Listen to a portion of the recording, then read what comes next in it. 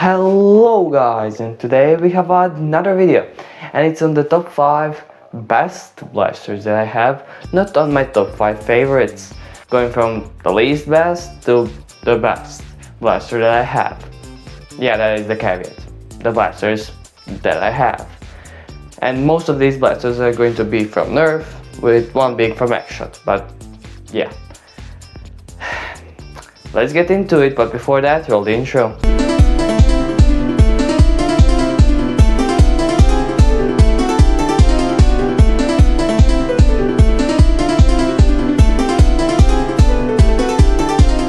So, on the 5th spot on the best blaster is the Nerf Module Series Mediator. Just the main blaster. This blaster is pretty good because it has a side-mounted magazine, meaning that you don't have to have a magazine in front of your grip and then after that a foregrip, like the Alpha Trooper, which is a lot longer than this. This is a really good blaster for HVZ or CQB because it's pretty small and you can put a drum in it and it has slam fire. That's giving you a really fast rate of fire. The performance is a little bit worse, but for its intended purpose it's not the worst, and you can of course upgrade the spring very easily.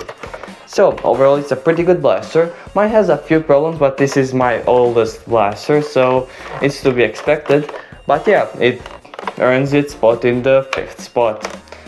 Let's get onto the 4th spot, and that would have to be the Nerf Fortnite 6SH. It's in the 4th spot because it's a hammer action, spring powered, cylinder fed blaster. It's better than the hammer shot because it has a better grip and it has a better cylinder that clicks into place, and it has a Xshot cylinder, and it overall is just better for modding. And of course there are a ton of mods to increase the capacity of the cylinder, and it's just a newer hammer shot. You can still get it, but it's in the 4th spot and not further up the top 5 because it's a Fortnite blaster, meaning it's more expensive, and because of the front barrel not being easily removable without any mods. This is the most simple one, where you just grind down the 2 notches and put electrical tape so that it's just friction fit on there, and it will not just fall out. It's really nice fit on there, and you can now remove it. They could have made this an end strike attachment point, but they didn't. That was the biggest miss on this blaster. But it has great modding potential, and overall it's a great blaster to just use as your sidearm. Of course, only if you remove this barrel. But yeah, it earns its spot in 4th spot, and it does have potential to move up in the placements. Let's get onto the number 3 spot. That would have to be the Xshot Rage Fire. This comes from the Sanity lineup, meaning you can put all the other blasters on it, but that's not important. This blaster is basically the best heavy gunner blaster ever made. It is electric, full auto Gatling gun. It has a chain that holds 40 darts, and you can buy multiples of them, meaning you can make a chain that holds 400, 4,000 maybe. Okay, not with this kind of gear system, but you can even mod this blaster. Now the battery door or the battery tray is a bit shallow, so you can't really put lipos, but you can definitely, you do have space to mod it, and some people have already wired up 3S lipos to this, making it fire much harder and much faster at 11 darts a second. This is a really good blaster, especially if you don't mod it, but even better if you do mod it. And for about $40 to $50 US, it's a really good blaster that, yeah, I would put higher up the list, but there are 2 blasters that are more practical. This is more like a fun blaster that is also pretty good. But yeah, let's go to the number 2 spot. Now the number 2 spot and the number 1 spot are pretty interchangeable. On my number 2 spot I put the double punch for 2 reasons. Number 1 is, well, performance. This performs much less than the number one spot, going around low to mid 60s and really bogging down because of the only 4 AA's. They should have definitely put at least 5 or 6. But also when you fire, it really bogs down. You have to mod this or put at least a 2S, probably a 3S LiPo. 2S just to give you some little more juice and to, well, rev up faster. But overall this is still a pretty good blaster, and it's a good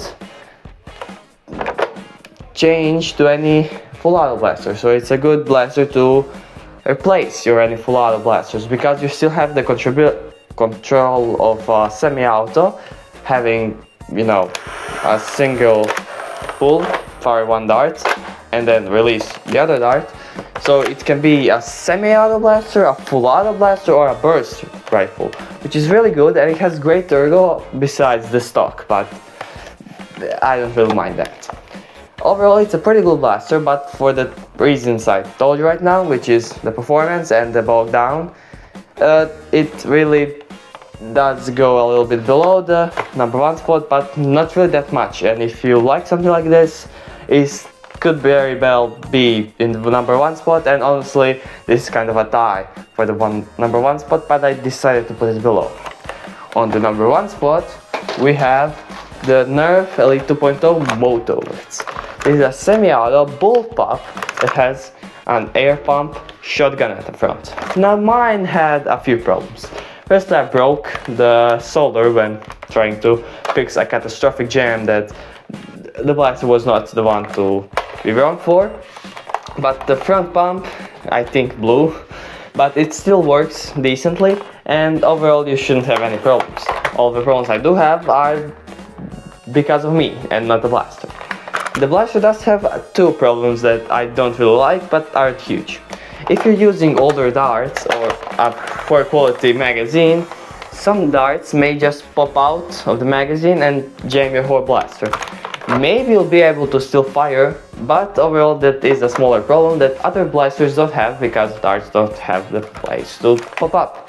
And frankly, they could have avoided that issue, but they didn't. But still, it isn't a big issue. The second issue is plastic quality. Now the plastic is actually pretty sturdy. The only problem is the back part, well, it doesn't really flex. But the front shotgun part, which not only doesn't fit the blaster, honestly, it's very, very, very creaky. Just meaning, even though the blaster is high quality, the front part is just bad. That is the only part that I don't like about this blaster, although I would have liked this blaster a lot more without the air pump, or it being a detachable barrel or an attachment.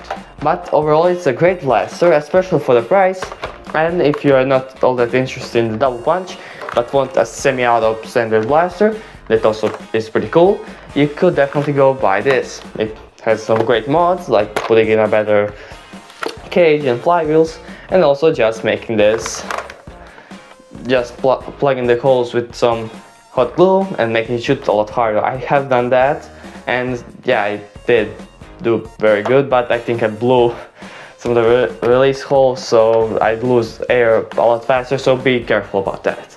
But overall, a pretty good mod to do about this blaster. And yes, I have seen people remove the front shotgun part and just have the barrel and then just put some epoxy to close up all the holes. That is a viable mod, and you can essentially just remove this when you open it.